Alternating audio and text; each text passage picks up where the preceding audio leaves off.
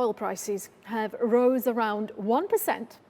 তেলের দাম প্রায় 1% বেড়েছে। ব্রেন্ট তার 11 জুনের পর থেকে সর্বোচ্চ ইন্ট্রাডে স্তরে পৌঁছেছে।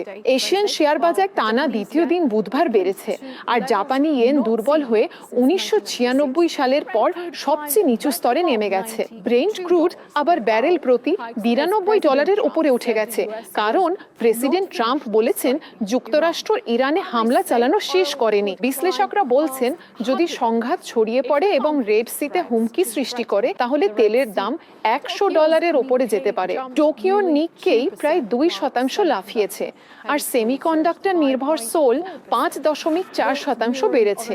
দুটোই নাসডাকের রাতের পারফরমেন্সের প্রতিফলন। বিশ্লেষকরা বলছেন বিনিয়োগকারীরা বুধবার পরে টেসলা ও অ্যালফাবেটের আয়ের দিকে গভীর নজর রাখছেন।